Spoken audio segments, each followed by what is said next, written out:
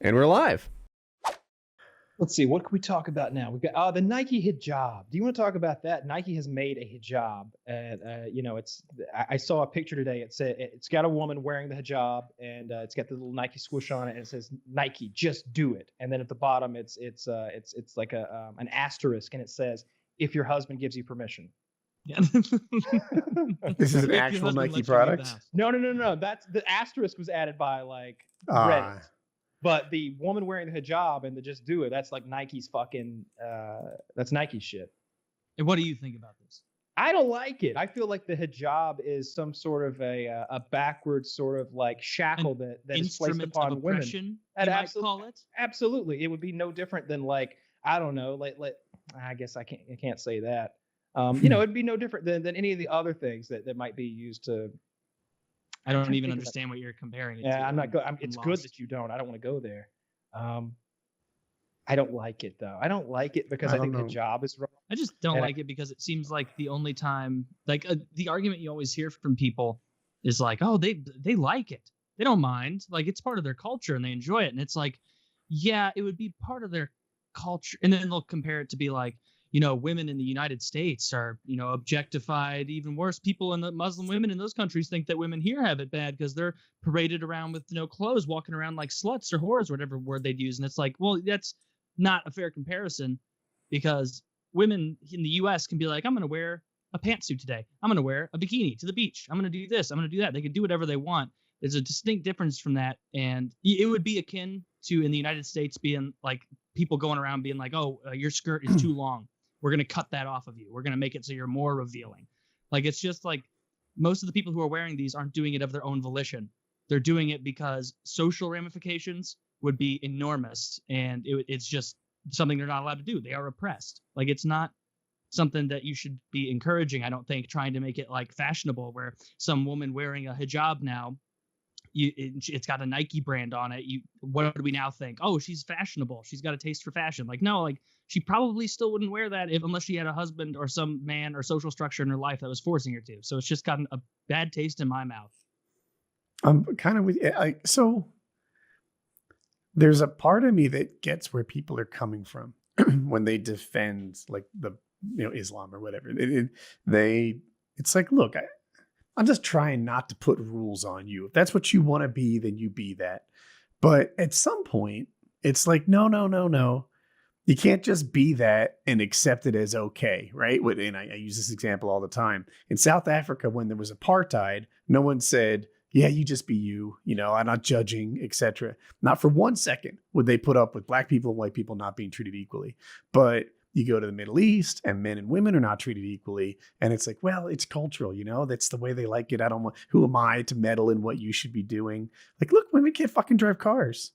Like that is super. And they, you know what, Woody? They don't even want to drive cars. Like, as a matter of fact, they really like being chauffeured around. It's way easier. They can't go to the mall without a brother or a husband escorting them. But I'm sure they don't want any kind of freedom. They don't mind that because why? Obviously, they want to spend time with their family, and it's just a good family. See, you can defend it in any like rigmarole way, but at the end of the day, it's like, okay, so if your reason for saying this is a good thing is that some women enjoy it, like, and that's even already specious. Like, who knows what the percentage of women who are Muslim out there who wear it because they enjoy it versus wearing it because they probably know a similar, like who knows what percentage of those North Koreans we see like screaming and crying in the streets actually believe in the great leader, right? Like it's like glorifying the shackles of a slave. It's a bit analogous to that, right? It's this object of restraint.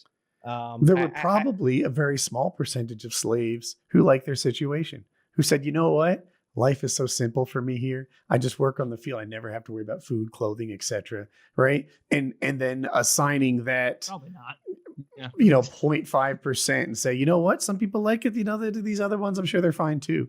They just don't know how good they have it, or That's whatever. The argument that they used against making slavery illegal is that people who were proponents of slavery would say, it's actually better for them. They like it. They wouldn't be able to handle themselves. It's best that we just keep control because we all know that they couldn't possibly be members of society alongside us normal folk. Like, that was an argument they fucking used against slavery. And it's like, and you look at that now and everybody sees immediately, yeah, that's fucking bullshit. Of course, it's crazy. Bullshit. Or you could say, look, when slavery ended, there were a couple who sort of stayed on that plantation.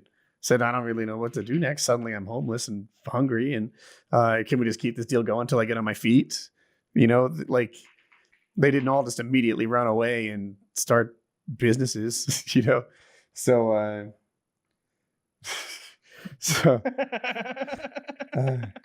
yeah. But that, like, I don't know. The whole thing is, people are I think just like everything, people try and make it more dicey than it is because people desperately try and defend the hijab in a lot of Reddit forums and whatever, where like if you see stuff like a thread on Reddit about it, it'll be people like totally being like, well, a lot of people, you know, they're fine with it. They actually enjoy it. They customize it and bedazzle it, and it's really a part of their personality. I mean, women wanting to do their hair and show that off. What culture does that exist in, aside all the others? Like, that's crazy. Why would they want that? Like, I don't know. It's just I heard a Muslim woman. It leaves a bad taste in your mouth because you know that most people wearing those are forced to wear those. But someone said, "Hey, I like this. My idea of femininity. I'm struggling.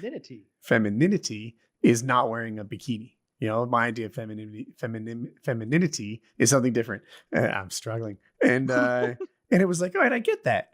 Maybe you do. Like, I can see how somebody wouldn't want to wear a bikini. I would feel very exposed in a bikini. Don't know why I'm okay in a swimsuit, but whatever. I hear where you're coming from. But you don't wear a European style swimsuit, do you? No. Exactly. I did when I competed, but if Southern Baptists, we're doing it now. Right. If it was like a new thing, you're comfortable with now. Like if it was a new thing coming out that, you know, the Southern Baptist Church, you know, was going to be like, you know, we need to get back to our roots. Women will all wear bonnets. Exposed hair is not allowed. That is tempting, and we need to keep ourselves pure of those thoughts. So, you know, do your part to make sure that the men aren't so tempted by your uncovered head that they molest you or something. Everybody would immediately go, yeah, no, fuck you. Not going to happen. Hang you can't on do now. that. Like you do see that with like Mennonites, right? Like they wear those little hair covering things. Like they're sort of dressed Little House on Prairie style and Amish. Why do they get a pass? Why do they get a pass? Because if you have integrated themselves into the modern world better than any fucking closed sect cult, whatever you want to call them, on the planet. Like they are the antithesis of the fucking Taliban and the Muslim evil, the ISIS out there, like groups like that. The Amish are over there just doing their own thing, right? Farming, living in the old way, like not giving anybody any shit. Like they see pornography and lust and rape and murder and violence and evil everywhere they turn their eye. But they don't think that the answer to that is cutting heads off. They think the answer to that is staying true to what they believe and just living that life, right? Yeah, I would assume you're not savagely beaten or punished when you dare to remove that bonnet. I'm just saying that. Well, No, we all know that. Like, also, even though, like, look, you can leave the Amish religion, right? You can get shunned and stuff. Like, I get that there's issues with it. Shunnings, and they have this whole. Yeah. Have you seen that documentary about like how young Amish have that period where they choose whether they want to go into the modern world? The one I saw was a little faked, I think, but there might have been a real one too. The one where he like ends up like this kid had went away from the Amish place to live like, I don't know, with some other hooligans who had also left, and he's like playing PlayStation 2, and he owns like drug dealers' money for pot or something, so he has to flee back to the Amish like place. And he's in like a barn, I think. It was either a barn or his bedroom, but I want to see a barn with a 12-volt battery hooked up, powering a PlayStation. He's out there sneaking some PS2 with a fucking 12-volt. And he's it's like, not the one having to come back. The one I saw was like a reality show where they had, I think, 2 boys and 2 girls, and they would like take them to Vegas and show them the lights, and they'd be like totally shocked and amazed at it. Then they'd take them somewhere else and like take them to a wine tasting. I don't know, I'm making it up at this point. You've heard of Amish Mafia? And it turns out that these people had, like, most of them they weren't in that year. They decided to leave. So they were Amish people, but like, oh, this is an Amish person that's lived in Vegas for 4 years, pretending to be blown away by the lights. And that was the fakery. All those Amish people. What did I? Oh, have you ever seen Amish Mafia, which is an extremely fake show? Well, I watched half an episode of that, and it made my teeth. I couldn't watch. When I was in LA, one of the ladies who's working on that movie also worked extensively on Amish Mafia. Like she was a higher up. Like she made decisions. And she was a things dom. happen. Yeah. Well, no. She was I know, explaining to me joking, how yeah. fake it is and all the horse shit that was in it. Yeah, we did, Woody. And just talking about how like horse shit it was, basically, and how they made it all up and, just trash TV.